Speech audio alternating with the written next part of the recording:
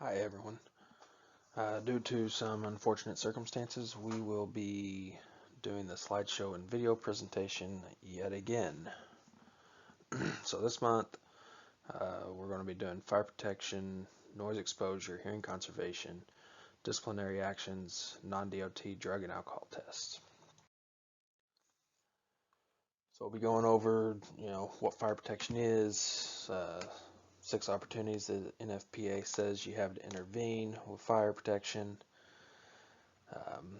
noise conservation or noise exposure, hearing conservation, how to protect from noise exposure, disciplinary actions, and then of course drug and alcohol tests. What is fire protection? Fire protection is a process plan and designed to mitigate damages when fire occurs. So know where your fire extinguisher is, have a plan to mitigate that damage the best you can. If that fire grows, have a plan on who's calling 911, where you're meeting at to get a head count. That way we know everybody's there and accounted for. So the National Fire Protection Association gives 6 opportunities to intervene when describing fire protection. Those include prevent the fire entirely.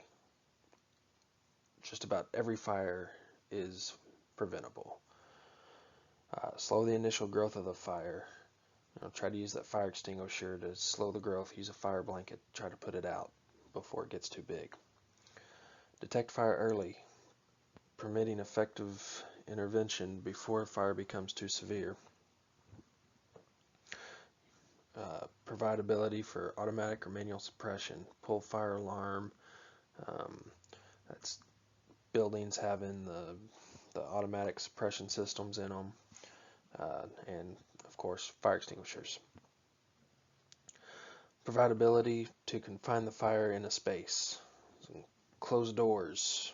Try to keep it contained in one room if possible. Move occupants to a safe location. Remember those drills back when you were in school where they had a plan. We'd do fire drills. We'd go outside, line up, go outside, far away from the building, across the street or something. And teacher took the head count. It was a safe location.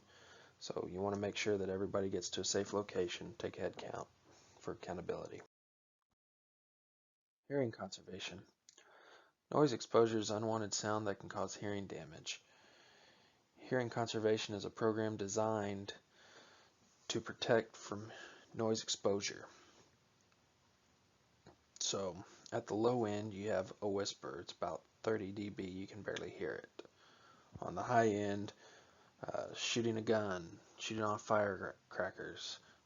It's painful, it's real close to your ear, painful.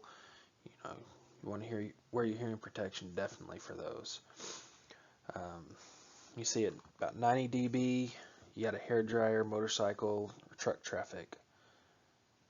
About the middle here. So how to protect from noise exposure? Hearing protection will be used at 90 dB per OSHA regulation. A good indication to start using that hearing protection is when you must raise your voice in order to communicate normally with someone. That's probably about 85 dB. That'd be a good time to get it in so you're not exposed to the 90 decibels.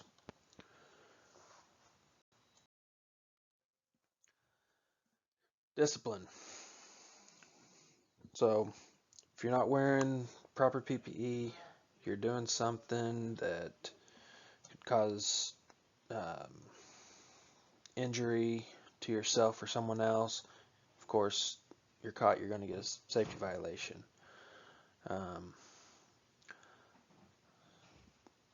We have minor safety violations, major safety violations, which are more serious than a minor. It's going to cause more injury to someone, and then major willful. You're just reckless, careless, and more than likely going to get dismissed. In all these cases, we're going to perform an investigation to determine the severity of the offense if there's any pattern there, if there's any consistency to prior disciplinary actions, and existence of extenuating or mitigating circumstances.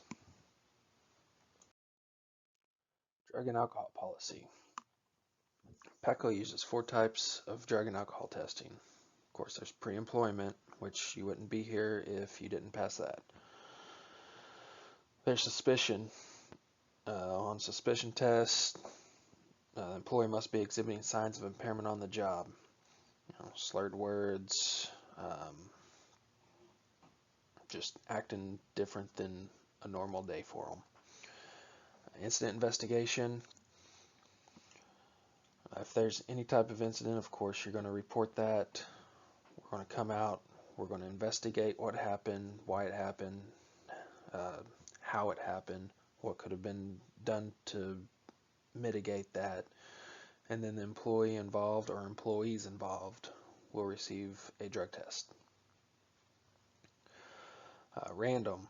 2% of the workforce assigned to dangerous positions will be randomly selected for a drug test every month. If the employee or employees refuse to submit the drug test, it will be treated as a positive result and lead to disciplinary action up to termination. Prescription medications. If a doctor prescribes you something, always notify your supervisor and coworkers. That way we can keep an eye on you. We can reassign you if necessary. That way you're not doing anything super dangerous to cause any accident. Always keep the original prescription bottle with you. That way if something does happen and the EMTs come out, they can see what you're on and not give you something that could have adverse reaction to that prescription or give you more of that prescription and possibly cause an overdose. That is all for today. If there are any questions, you can call me, you can email me. You all should have my number. If you don't have my number, get with your supervisor or call the office. They can get you to me somehow. Of course, watch the video all the way through. Put your name in the comment section below. That way we have accountability for you watching this, and we can know that we don't have to give you any type of write-up for not participating in this month's safety meeting. Hope you all have a great week. Have an amazing 4th of July weekend, and we will see you out there.